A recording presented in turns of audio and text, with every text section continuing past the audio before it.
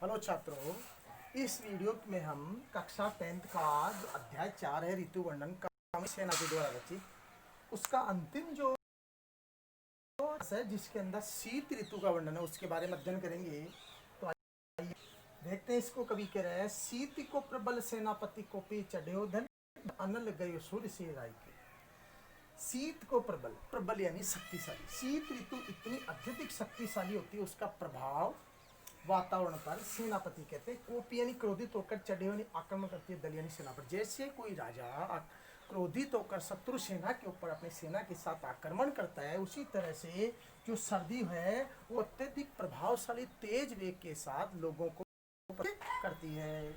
Nibble अनल, और क्या प्रभाव होता है शीत ऋतु का? जो अनल यानी आग है वो निबल यानी बिना बल के हो जाती है, अर्थात आग भी कमजोर हो जाती है। गयो यानी हो जाता है, सूर्य यानी सूर्य सिराय के यानी ठंडे के समान। यानी सूर्य है उसका जो तेज प्रकाश है जो अत्यधिक गर्मी प्रदान करता है, ऊष्मा देता है, वो भी ठंडा हो जाता है शीत ऋतु के प्रभाव से, अत्यधिक ठंड के कारण। और हिम के समीर, समीर यानी हवा, हिम यानी बर्फीली, जो बर्फ के समान हवाएं होती है, बर्फीली ठंडी ठंडी हवाएं चलती है। तेई बरसे विषम तीर, विषम यानी असमान, असहनीय, तीर यानी बाण, वो हवाएं कैसे चुभती है? जैसे कोई विषम असमान कष्टदायक बाण अपने शरीर में चुभता है, उसके चुभने से पीड़ा होती है, उसी बर्फीली हवाएं शीत ऋतु में शरीर को कष्ट देने वाली होती है।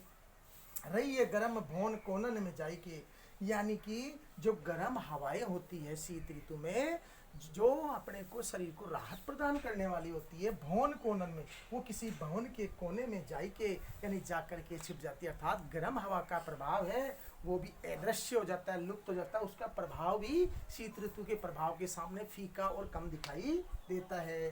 धूम नैनन बहे लोग आगे पे गिरे रहे, और धूम यानी आंखों से, धूम यानी धुआं, नैन यानी आंखों से, बहे यानी बहता है, और आंखों से धुआं बहता है। किस कारण से? लोग आग पर गिरी रहे अर्थात आग को जला करके सर्दी को भगाने हेतु आग के चारों ओर घेर करके रखते हैं, जिसके कारण अत्यधिक आग जलने का आंखों में से क्या निकलता है?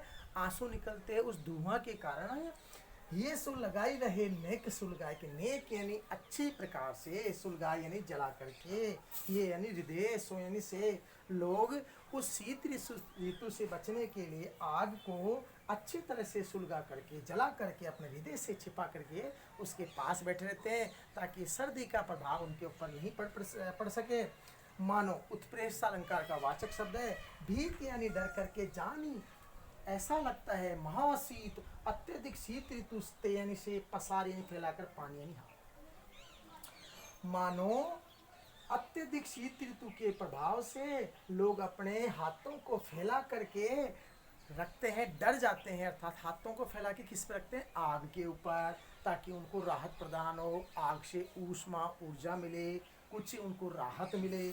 छतियाँ की छाह राखे पाऊ की छिपाई की, पाउक यानी अग्नि, छिपा यानी छिपा करके, छतियाँ की छाया यानी छाती की अपने हृदय से छिपा करके राखियों ने रखते हैं। और उस शीत ऋतु के प्रभाव से बचने के लिए लोग आग को चारों तरफ से घेर के रखते हैं, और उस आग के यानी ऊष्मा के प्रभाव को अपने हृदय से लगा करके उस सर्दी से बचने का प्रयत्न करते हैं।